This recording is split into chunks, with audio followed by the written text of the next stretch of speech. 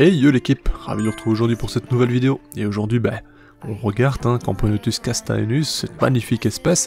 Et certains me diront, qu'est-ce que tes Camponotus font déjà en dehors de leur diapose? C'est très simple en fait, elles m'ont donné des signes avant-coureurs, elles m'ont montré certaines choses qui me font comprendre que, pour elles, il est l'heure de se remettre en activité.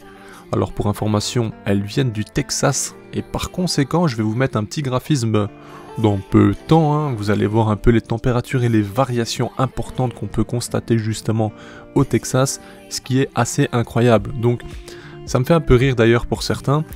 Certes, on va éviter de faire des gros changements de température, mais regardez juste un instant.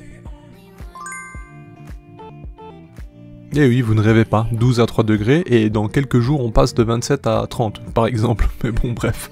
Et donc vous voyez, ça fait déjà yo-yo depuis un petit moment donc, et écoutez, cette expo s'était passée en diapose vers, je vais dire, mi-novembre environ. Ouais, quelque chose comme ça. Donc elles seront posées de mi-novembre à début février, plus ou moins. J'ai été les observer, je me suis rendu compte que elles avaient débouché leur tube. Parce qu'il faut savoir qu'elles avaient rempli justement l'extrémité du tube droit principal, pas celui que vous avez à l'image maintenant, mais celui où il y a la reine. Elles l'avaient rempli de gravier, et elles avaient laissé un fin espace pour passer. Donc déjà, ça c'est le signe que voilà, elles s'enferment, c'est la diapose, c'est le repos hivernal. Ensuite, moi lors de cette observation, qu'est-ce que je vois?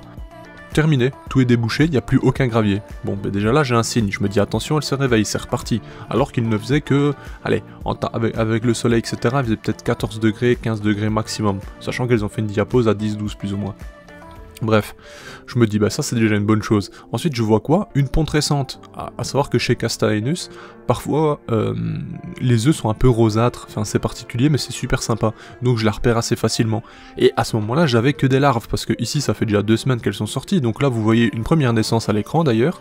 Et on voit des cocons qui sont proches, certainement, de naître également. À savoir que, justement, je rebondis, mais lorsqu'on approche de cette diapose en soi, donc de ce repos, les larves évoluent tout de même jusqu'à un certain stade. Et puis elles prennent une petite coloration jaunâtre. Ce n'est pas toujours le cas, mais bon, ça a des termes bien précis dans le langage myrmécologue, scientifique, tout ce que vous voulez, que je ne vais pas utiliser parce que mon but est de rendre ça tout public. Bref. Et donc par conséquent, voilà pourquoi maintenant vous voyez déjà ma fondation avec cocon, couvain, etc. Parce qu'en fait elle est repartie tout simplement, c'est de nouveau en route. Alors ici, ce qui s'est passé, c'est que première semaine, pas de chauffage, juste rentrer à la maison, température ambiante. Là, elles sont à 22-24, donc je leur ai fait une petite montée. Pour certains, ça va être un crime, ils vont se dire « Waouh, mais qu'est-ce que tu fais, t'es fou !» Attention, la nature, il y a des jours où il fait 12 degrés, le lendemain il fait 28, faut pas croire. Mais bien entendu, ce qu'il faut prendre en considération, c'est que l'élevage c'est un tapis contact, etc.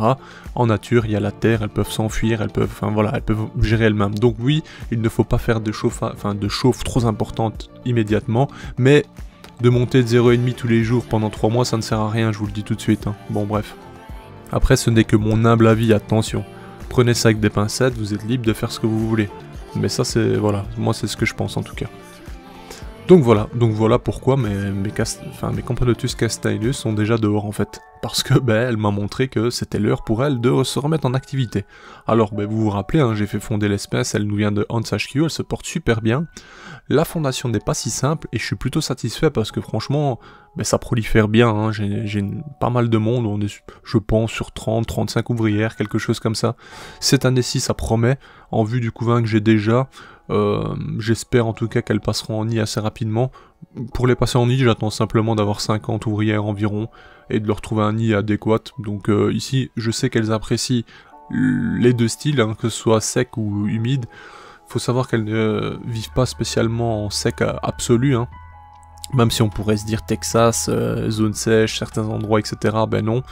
Donc voilà, faut y aller à tatillon et observer vraiment ce qu'elles préfèrent. C'est ce qu'on fera de toute façon par la suite sur la chaîne. Comme vous le voyez, j'ai eu une ou deux naissances déjà, oui, parce que ces larves, comme je le disais, qui stagnent au dernier stade avant le tissage, lorsqu'elles se réveillent, il n'y a aucune raison qu'elles ne tissent pas en fait. Et par conséquent, ça peut aller vite. Au final, franchement, c'est une superbe espèce. Ça, on en parle assez souvent. Chaque fois que je fais une vidéo là-dessus, je vous le dis. La coloration de la reine, notamment, c'est quelque chose. Faut laisser ce qui est. Elle est vraiment magnifique avec les nuances, etc. C'est un petit bijou, ça, on va pas se mentir. Et ce qui est intéressant, c'est que potentiellement Média et Major pourraient être de cette même coloration avec justement ce coloris un peu plus intense. Les ouvrières, c'est vrai qu'elles sont plus segmentées, on va dire, et du coup ça ressort moins, même si ça n'enlève qu'elles sont très très jolies également.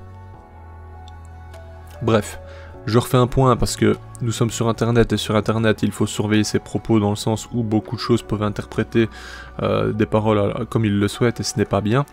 Je n'ai pas dit qu'il fallait sortir d'endémique ou quoi que ce soit plutôt que prévu, ou enfin tout ce que vous voulez. Là je parle vraiment de cette espèce qui nous vient d'Amérique, qui est dans un élevage en Belgique, et qui par conséquent n'est plus du tout dans son lieu de vie habituel, d'accord? Donc c'est même pas que je peux me caler sur les températures de là-bas ou d'interpréter quoi que ce soit.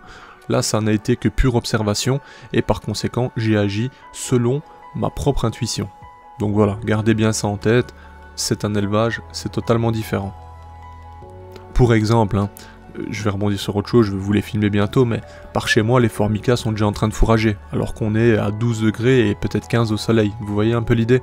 Donc, il y a déjà une certaine forme de réveil dans certains moments et pour certaines espèces, mais ça ne veut pas dire que la diapose est totalement finie et qu'il n'y aura plus de gelée, ce genre de choses. Donc voilà, elles sortent parce qu'elles ont la possibilité de s'alimenter entre temps, que les températures sont plus douces, donc naturellement certaines sortent de léthargie, etc.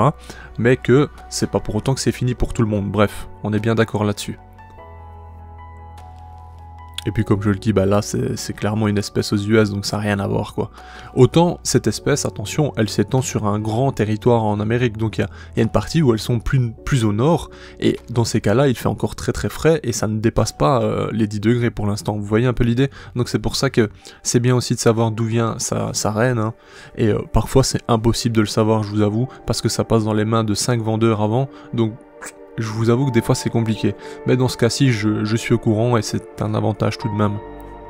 Et c'est d'ailleurs aussi pour ça qu'elle s'est réveillée assez tôt, dans le sens où, attention à 12 degrés, elles sont pas en arrêt total, hein, mais bon, elles se nourrissent un peu moins, etc. Elles ont fermé justement, comme je le disais, le trou, donc bon, leur trou de raccord, donc forcément, voilà, les signes sont là, mais c'est pas non plus... Enfin...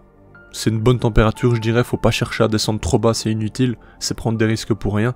Ça marque l'arrêt de la ponte, hein, je n'ai pas eu de ponte entre temps, donc c'est ce qu'on cherche en finale, à ce que notre reine se repose. Hein. C'est surtout ça l'idée en soi de cette diapose. Et en nature, elles ont pas le choix, donc ça se passe comme ça.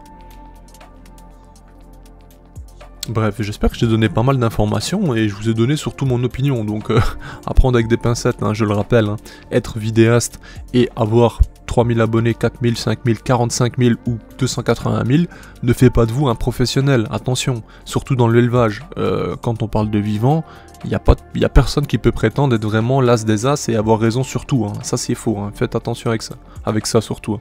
Donc moi-même je vous le dis, je n'ai pas raison sur tout ce que je vous dis, loin de là, mais j'essaie de vous donner en tout cas des informations les plus qualitatives possibles et les plus sensées possibles, bien entendu.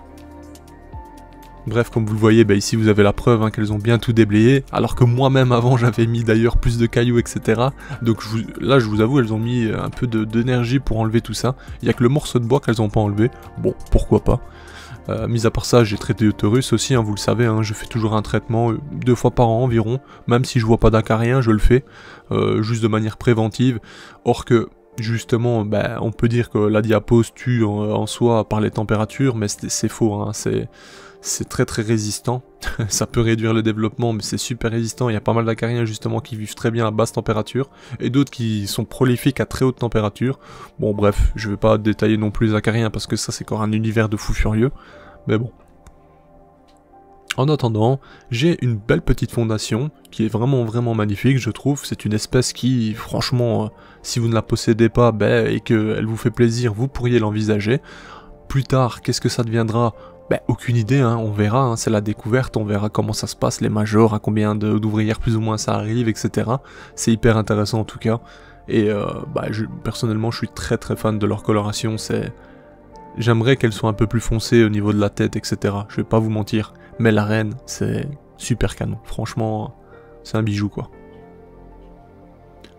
Enfin voilà, encore une vidéo rondement menée, hein. On arrive sur la fin de celle-ci, j'espère que vous avez passé un bon moment en ma compagnie. N'oubliez pas, un petit like, un commentaire. Je sais que beaucoup de monde oublie le like. Faites l'effort juste de cliquer sur le like, ça fait déjà plaisir et ça fait évoluer la chaîne. Sur ce, je suis désolé pour le 1% qui n'a rien eu, hein, et qui trouve son compagnon un peu radin, ou vice versa, vous avez compris. On se dit à bientôt, bye. Hey, si toi aussi tu as apprécié la vidéo, n'oublie pas de t'abonner, de laisser un like, voire un commentaire, ou même de nous suivre sur les réseaux. Merci et à bientôt l'équipe.